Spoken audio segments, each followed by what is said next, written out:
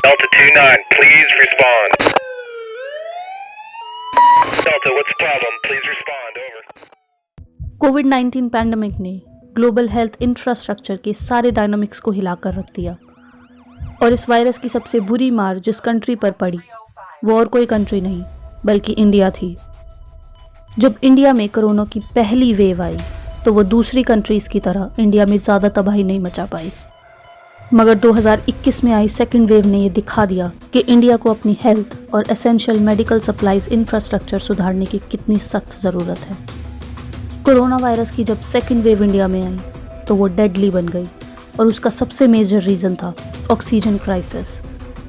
Oxygen crisis ने लोगों की ज़िंदगियां तबाह कर दी, साथ ही साथ उसी वेव ने इंडिया के पब्लिक हेल्थ सिस्टम का भांडाफोड़ भी किया।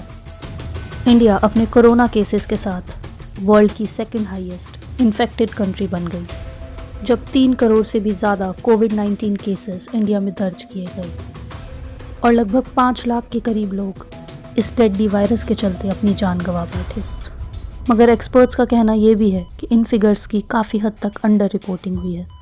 असल केस हमारी सोच से कहीं ज़्यादा थे और 30 अप्रैल 2021 के दिन तो इंडिया पहली कंट्री बन गई जिसने 24 घंटे के पीरियड में 4 लाख से ऊपर कोविड केसेस दर्ज किए।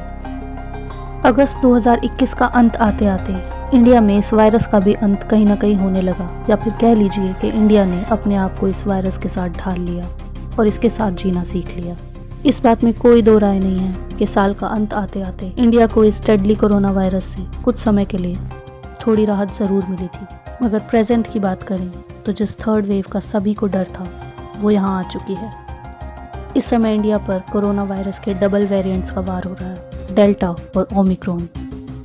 पिछले 9 दिनों में ये केसेस 6 गुना से भी ज़्यादा बढ़ चुके हैं। जहाँ 4 जनवरी को 37,000 के करीब कोविड केसेस थे, वहीं सिर्फ 2 दिन के अंदर 4 जनवरी के केसेस से 55% से ज़्यादा यानी कि 58,000 के करीब कोविड केसेस आ चुके हैं। इंडिया की अलग अलग स्टेट्स में अलग अलग रेस्ट्रिक्शंस लगनी शुरू हो गई है। कांग्रेस पार्टी ने अपनी रैलीज कैंसिल कर दी है। होम आइसोलेशन और सिम्टम्स के रिगार्डिंग नई गाइडलाइंस भी सरकार ने जारी कर दी है।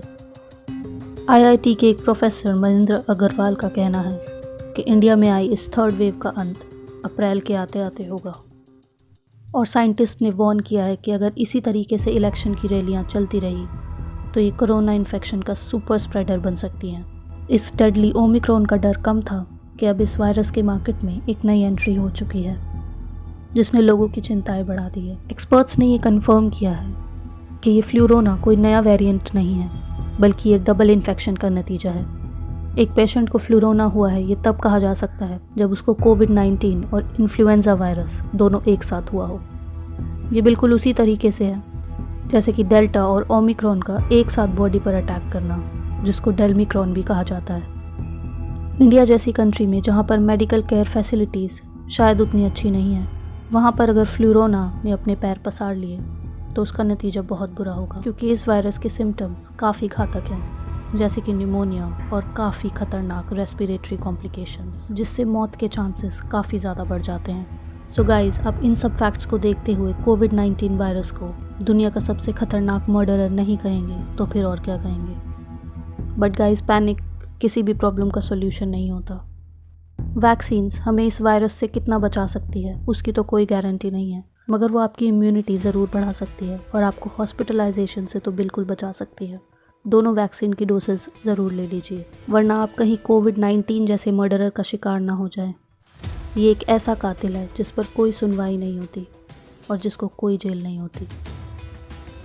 सतर्क और सावधान रहने की ज़रूरत है तो हमें। इंडिया में आ रही इस डेडली थर्ड वेव के बारे में आप सबका क्या कहना है, मुझे कमेंट्स में ज़रूर बताइएगा। वीडियो पसंद आई तो वीडियो को लाइक कर दीजिए। अगर आपको ऐसी वीडियोस देखना पसंद है तो मेरे चैनल को सब्सक्राइब कर दीजिए। मैं मिलूँगी आपसे अपनी अगली वीडियो में एक नई स्टोरी के साथ। Until then, signing of.